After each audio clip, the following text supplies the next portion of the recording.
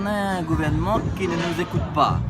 Donc, c'est tout le monde, c'est tous les syndicats, c'est toutes les personnes qui veulent venir manifester. Et tant que ce gouvernement n'écoute pas, il fait semblant d'entendre, mais il n'écoute pas. Au contraire, il est en train de détruire ce que nous avons. On a bataillé pour avoir ça et il détruit. Bon, ça c'est Macron, on ne peut rien faire. Mais c'est la rue qui commande. Que la ministre vienne ici nous raconter ses salades. On écoute, on est obligé d'écouter. Elle est venue au mois de novembre, elle revient aujourd'hui pour des blablas. Dans quel gouvernement elle est? Elle soutient qui? Macron. Elle a dit, on ne construit pas sur des cendres. Mais est-ce que vous croyez qu'on va faire du ragréage sur du béton mal fait? Non.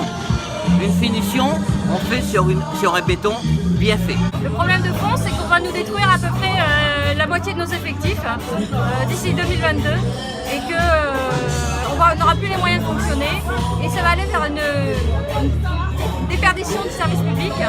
Alors ce qui était gratuit actuellement va devenir payant, ce qui est bien dommageable, autant au niveau de notre administration, mais ça va se répartir sur les autres administrations, sur les collectivités. Donc, tout le service public actuellement est en danger et ça on se bat bec et ongles pour le défendre. Alors on est dans la continuité de ce qu'on fait déjà depuis quelques mois dans l'administration pénitentiaire. On rejoint nos camarades de la fonction publique car malheureusement la problématique avec ce gouvernement ne s'arrête pas qu'au problème de la pénitentiaire. Elle s'arrête dans la généralité de la fonction publique avec une volonté réelle de la casse de la fonction publique, voire de privatiser certains membranes qui font la force de notre administration. Alors là, la mobilisation, c'est difficile en fait. C'est dur de mobiliser les troupes. Comment on explique ça? Alors c'est dur, nous on est bien placés pour le savoir. On a fait des mobilisations devant les établissements pénitentiaires avec un succès moindre. On n'arrive malheureusement pas à faire unir les gens avec nous dans le combat. Les gens sont peut-être un peu plus passifs et attendent des avancées. Mais malheureusement, si on n'est pas aujourd'hui dans la rue unis pour se défendre face à ces attaques, on ne pourra avoir aucune avancée. Est-ce qu'il y a une prise de confiance finalement, les syndicats? Je ne sais pas si c'est un problème de confiance, je crois que c'est un problème social.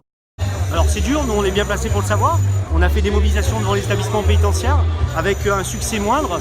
On n'arrive malheureusement pas à faire unir les gens avec nous dans le combat. Les gens sont peut-être un peu plus passifs et attendent des avancées. Mais malheureusement, si on n'est pas aujourd'hui dans la rue unis pour se défendre face à ces attaques, on ne pourra avoir aucune avancée.